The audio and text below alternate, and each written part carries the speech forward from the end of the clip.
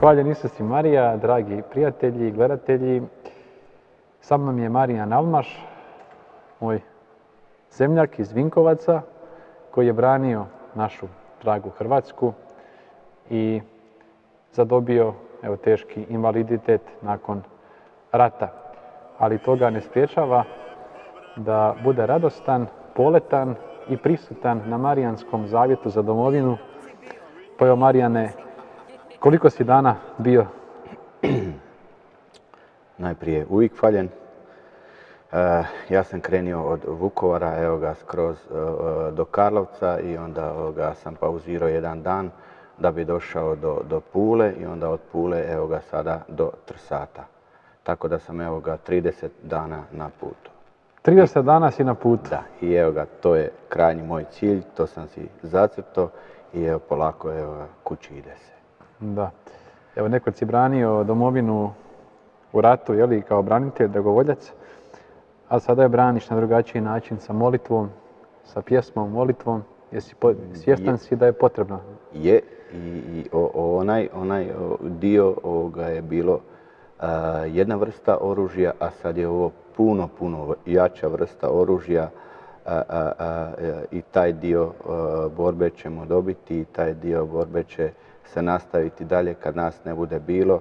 Nastavit će klinci koji idu sa nama i oni upijaju ono što mi njima govorimo kroz taj cijeli put i oni će nastaviti taj put Marijanskog zavjeta za domovinu ili Marijanskog hoda ili kako već hoćeš to nazvati, puta prema onoj našoj krajnjoj domovini koja se zove raj, koja se zove blagostanje, velika ljubav i sve ono što ljubav jest, a to je dragi Bogo.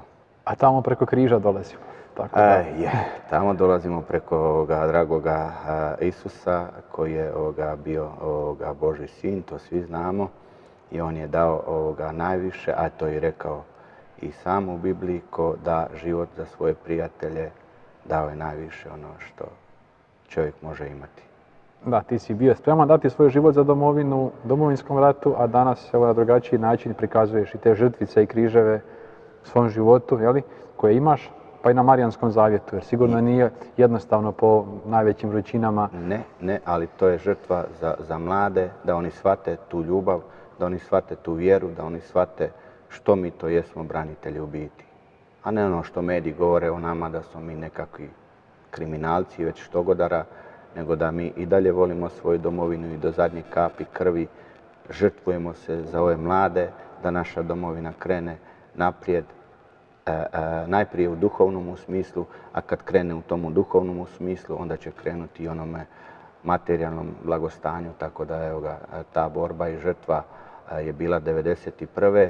i tu sam malo nešto skraćen, a ova žrtva je za mlade,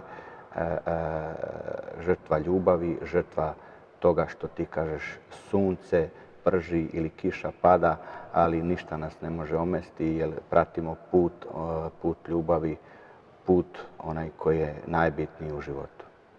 Ali sve te i križeve koji budu na tom Marijanskom hodu, bude puno više zapravo radosti i lijepih trenutaka. Uvijek ostane to ta kiša i to nevrijeme ili vrijeme, to je sporedno. Znači to sunce kad prži plus 40 i još asfalt doda onu žestinu ili kiša, vjetar ili nebitno, to je najmanje bitno. Onaj duhovni dar koji mi dobijemo sa tim putom, to je ono što ostaje u nama, a i što dijelimo međusobno. I taj dio trebamo i dalje cijeniti i dijeliti dalje prema našim mladima, a i prema svim drugima koji žele prihvatiti. Da. To je mala žrtva za onu domovinu koju mi želimo i koju slijedimo i koju ćemo doći. Bude pjesme, digneš ruke, zapjevaš.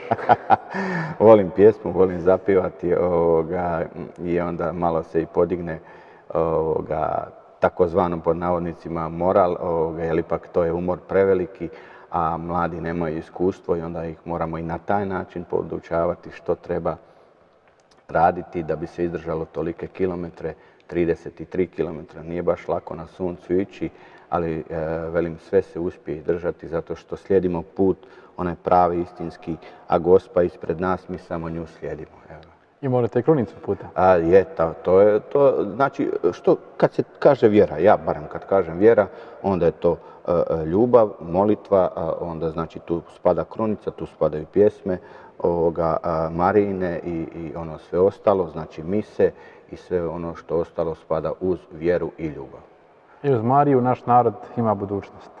I to prekrasnu budućnost i tu budućnost, ko zna, mi možda mali, mali.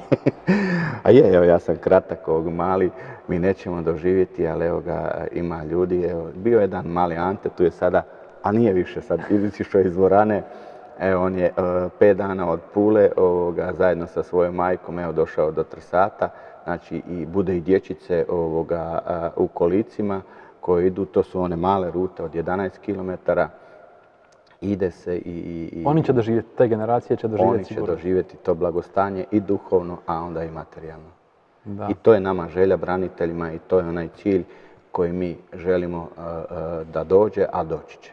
Vrijeme će pokazati svoje, jer istina uvijek pobjeđuje, a istina, ljubav i vjera, to su one prave istinske vrijednosti koje i dragi Isus govorio, a onda mi slijedimo branitelji te istine i tu ljubav i tu vjeru i nastavljamo tim putem. Taj put će doći za sve nas. Tako je. Ili to raskrižje, ono kad kažu smrt. Ne, to nije smrt, to je samo prelazak čekali smo dosta na crvenom u semaforu i onda došlo zeleno i prešli smo taj dio raskrižja i došli smo u prekrasan raj, prekrasnu ljubav koju dragi Bog daruje, evo i nama danas na ovoj zemljici. Samo trebamo znati, prepoznati i slijediti i onda ide put bez problema. A to i tebi želim kroz tvoj cijeli život. Hvala ti.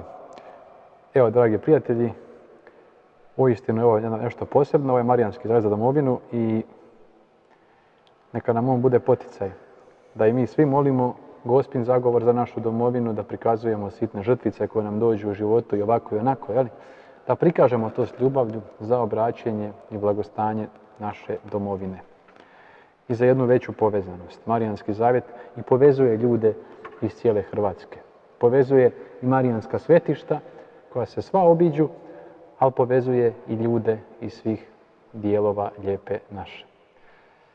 Pa evo, ako budete u mogućnosti i vi nekoliko dana hodajte s Marijanskim zavjetom za domovinu. Ovoga ljeta ili idućega ili nekoga u budućnosti malo dalje. Svako dobro i Božji blagoslov.